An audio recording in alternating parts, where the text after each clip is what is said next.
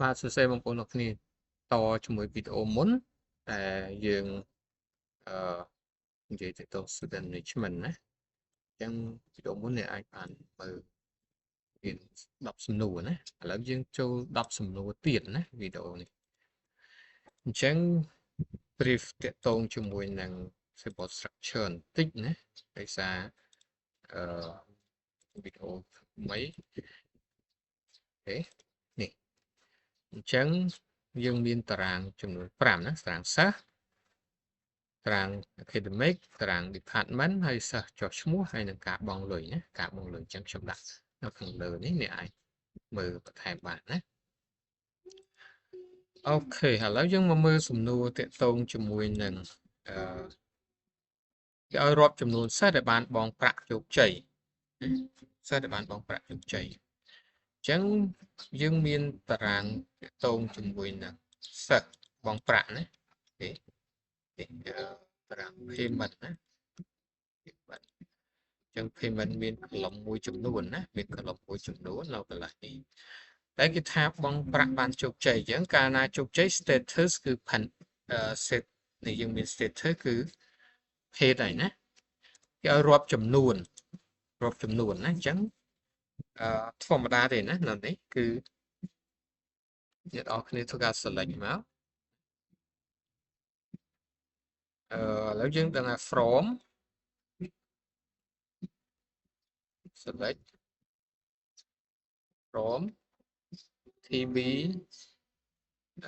payment ណា TB payment អូខេ select អីគេឥឡូវនៅនេះគេរាប់ចំនួនអញ្ចឹងយើង count ណា count កាយមកទៅណា is num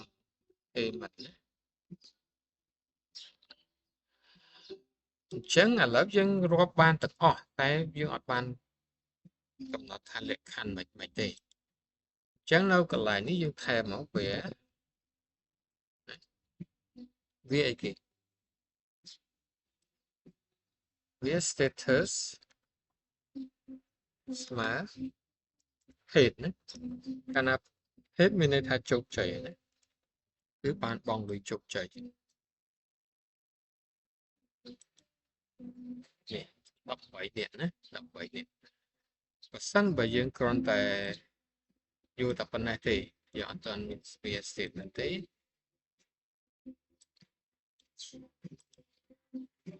យើង select ផ្កាយណា select ផ្កាយ payment ចឹងបើយើង select មើលយើងឃើញមាន status មួយចំនួនណា head status មួយចំនួន heading status មួយចំនួនយើងទៅមាន heading មានអីចឹងទៅចឹងយើងបូកយើងរាប់តែជា page ទេណាអូខេរាប់តែ page ទេអូខេឥឡូវសំណួរមួយទៀតគេឲ្យយើងសរុបទឹកប្រាក់ដែលទទួលបានពីការបង់លុយទាំងអស់ចឹងការបង់លុយ page បានបង់លុយមែនទេ heading អត់ទាន់បង់លុយទេចឹងយើងអត់អាចសរុបបានទេheading នេះចឹងដូចនេះដែរកុំឲ្យខាត់ពេលអញ្ចឹងនៅកន្លែងនេះគឺយើងសាំអីគេនេះទឹកលុយ amount ណាសាំ amount is total payment ណាហើយយើងយក status paid មានន័យថាកាលណាគាត់បង់លុយបានយើងគាត់ចូលណាគាត់ទាន់បង់ទេអត់ទាន់បានទទួលលុយទេយើងអត់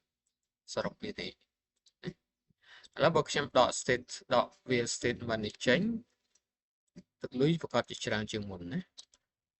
នេះពីចឹង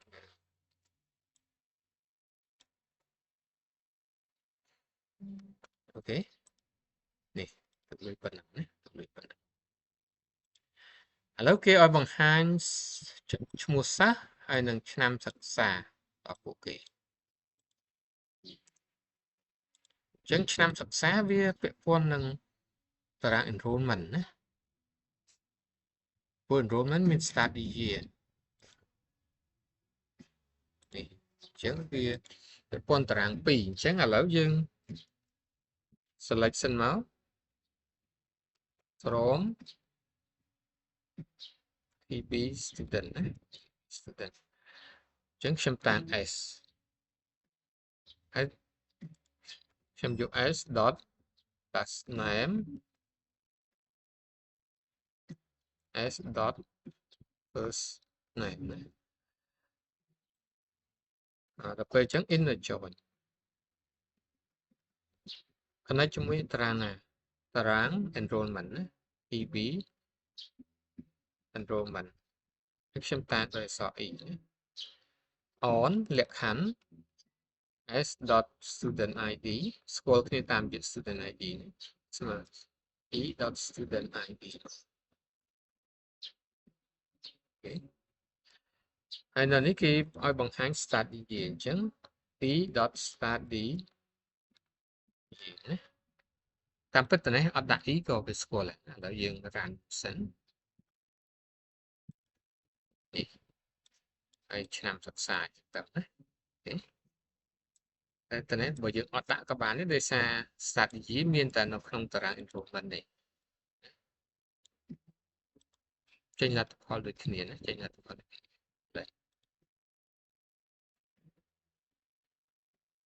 អូខេឥឡូវយើងទៅសំណួរមួយទៀតណានៅនេះគេឲ្យបង្ហាញឈ្មោះសិស្សដែលនៅក្នុង department លេខ10នេះអញ្ចឹងវាតកតង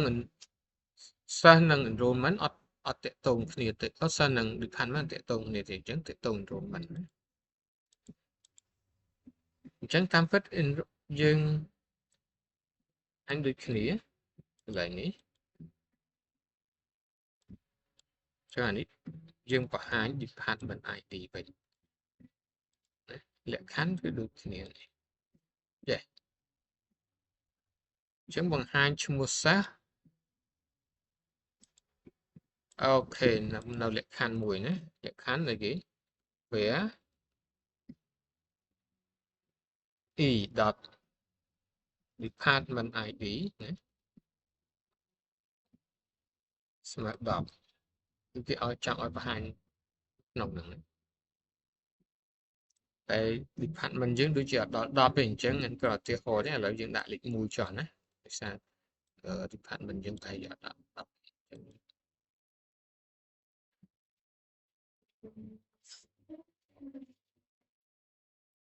អូ department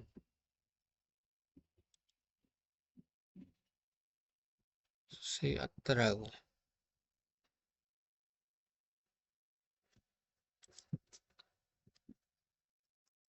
e dot នេះ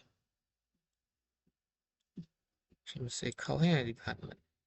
អានោះ column e dot department ID សេខុស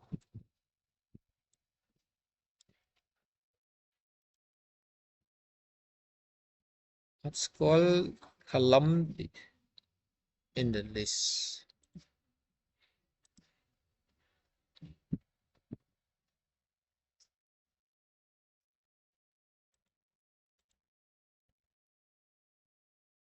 អត់មាន ID ឥឡូវ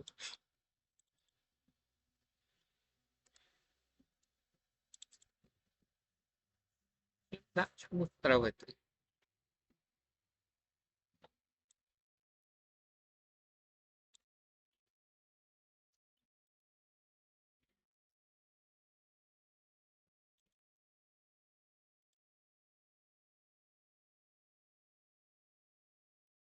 ឥឡូវយើង select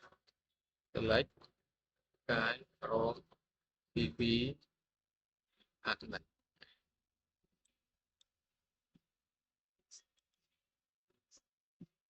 department ID អូខេមានណាស់ enrollment ស្គាល់គ្នាតាមរយៈ student ID ត្រូវហើយលក្ខខណ្ឌ department ស្មើលេខ1លេខ10ហើយ department ID នៅក្នុង enroll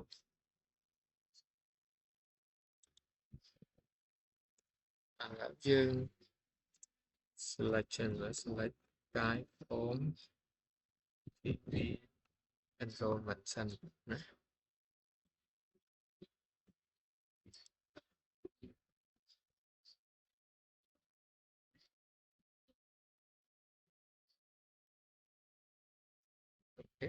dương miền đi hát bắn ID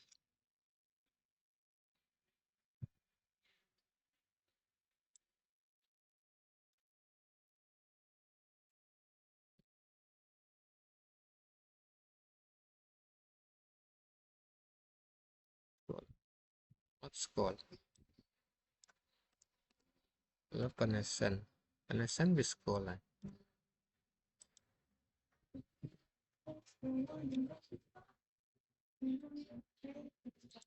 okay the problem you bạn tàng y sorry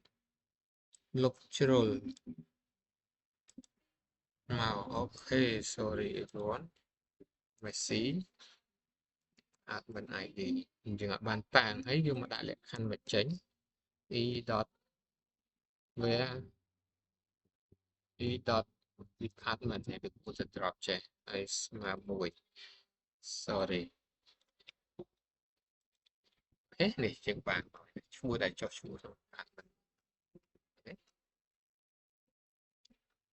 ok សំណួរទី15គេឲ្យបង្ហាញឈ្មោះសិស្សហើយនឹងព័ត៌មានការបង់លុយដែលស្ថានភាពនៅ pending អញ្ចឹងវាទាក់ទង student ហើយនឹងទាក់ទងនឹង payment ណាទាក់ទង payment ដែល status វា pending ជាងនេះដល់គេអាចសាកណា post video នេះសាកសេសាំអូខេឥឡូវខ្ញុំតអញ្ចឹងយើងselect ឈ្មោះសិស្សអញ្ចឹងយើងយក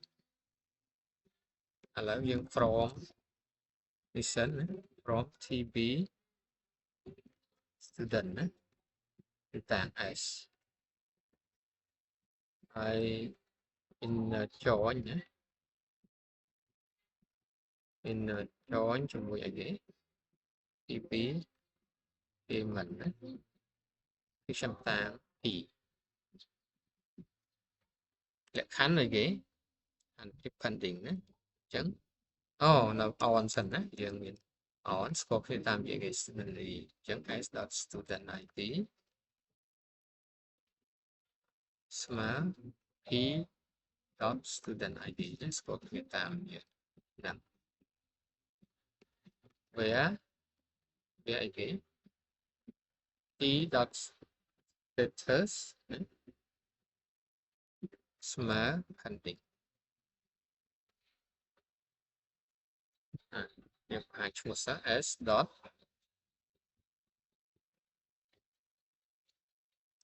last name s. first name ហើយនឹងព័ត៌មានការបង់លុយអញ្ចឹងយើងអាចដាក់ p. 1111តែច្រើនពេកអញ្ចឹងយើងដាក់ផ្កាយ p. ផ្កាយ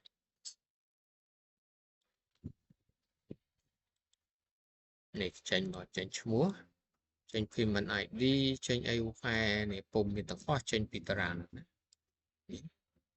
ដែលនៅ pending ណា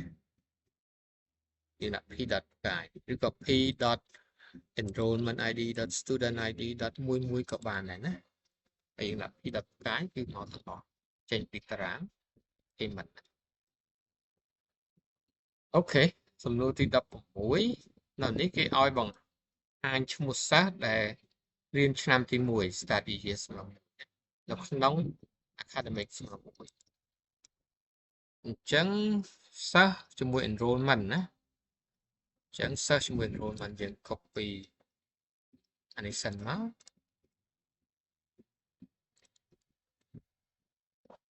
អានឈ្មោះសិស្ស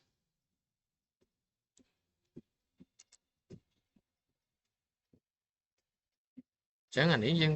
គេឲ្យបង្ហាញឈ្មោះសិស្សហើយ study year ណា study year ស្មើអញ្ចឹងអានេះយើងដាក់ study year បណ្ដោយទៅ e. study year នឹងហើយមួយទៀតគឺ academic ណា e. academic ID and where okay e dot study years mà mũi and tôi thông mặt cản lại e dot academics mà mũi đàn chẳng trong lệ anh mình dừng đấy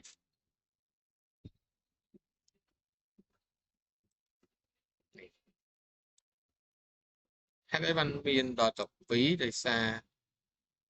cọt miền enroll phí nhé enroll phí một chỉ sa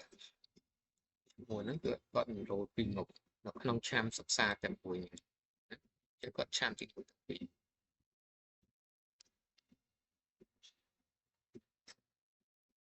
bây giờ select from bắn á giờ là hơi ID một sao này là riêng sort by student cái nhé cọt enroll phí này là không department gì nàyตอนนี้បើខ្ញុំបង្ហាញ department មួយទៀតច្បាស់ណា e dot department id ណាតើនេះតែអញ្ចឹងទៅច្បាស់នេះក្នុង department ពីរផ្សេងគ្នាណាចឹងហ្នឹងលក្ខណៈបែបហ្នឹងណាលក្ខណៈបែបហ្នឹង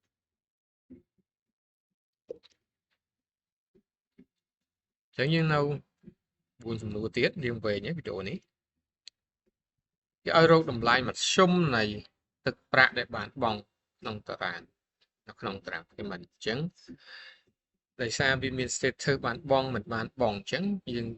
ត្រូវយក status ថា paid ទេបាទយើងគិតលុយណាមានន័យយើងទទួលលុយហើយអញ្ចឹងអ្នកទាំងអស់គ្នា select សិនមកfrom អីគេ MTB payment ណាអញ្ចឹងយើងដាក់លក្ខខណ្ឌឲ្យហើយវា status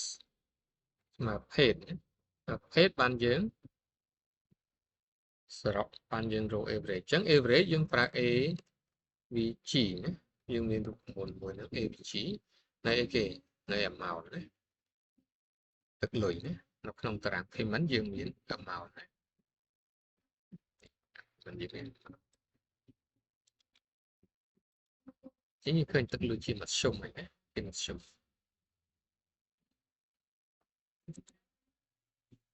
វាដកនេះចេញតម្លៃវានឹងប្រែប្រួលណាព្រោះការដែលអត់ទាន់បង់ក៏យើងគិតដែរ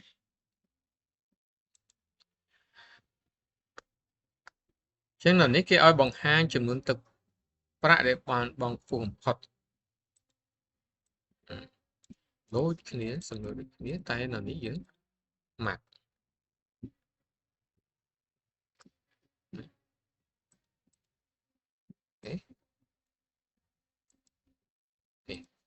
បំផុតគឺ500បំផុតគឺ500អូខេតើនេះផ្លែកគេឲ្យរាប់ចំនួនសិស្សដែលចុះឈ្មោះតាមឆ្នាំសិក្សានីមួយៗទៅតង study year ណាទៅដល់ឆ្នាំទី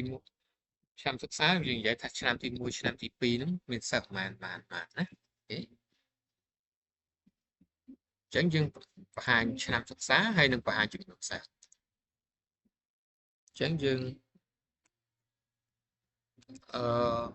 ឆ្នាំសិក្សានៅក្នុង enrollment ណានៅក្នុង enrollment ចឹងយើង study year from TB enrollment ណាហ្នឹងមកហើយតែគេរូបតាមឆ្នាំសិក្សានីមួយៗឲ្យយើងរាប់អញ្ចឹងតើយើង count មកណា count កាយណាឬក៏ count student ID ក៏បានដែរណាតែកាលណាយើងមាន aggregation function ចេះឥឡូវយើង s num student បើយើង select ប៉ុណ្ណេះវាប្រកាសជា error ហើយដោយសារយើងវាត្រូវការគ្រប់បាយណាអញ្ចឹងកាលណាមាន aggregation function លាយជាមួយនឹង field ផ្សេងគឺមានគ្រប់បាយអញ្ចឹងយើងគ្រប់បាយ student ID study year អញ្ចឹងយើងអាចរាប់តាមឆ្នាំនេះបាទ នេះអូ6ឆ្នាំទី1មាន6អ្នកឆ្នាំអានេះគឺអាស្រ័យនឹង sample data របស់យើងណាអាស្រ័យ sample data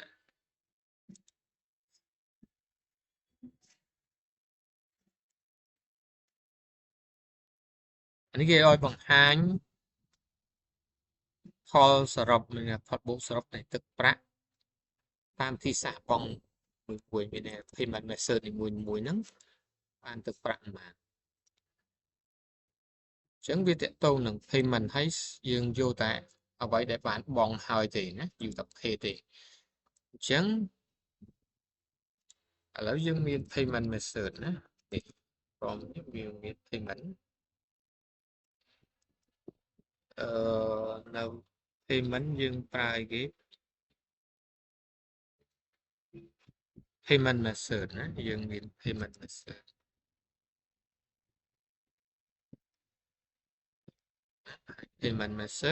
ជាមួយនឹងអីគេ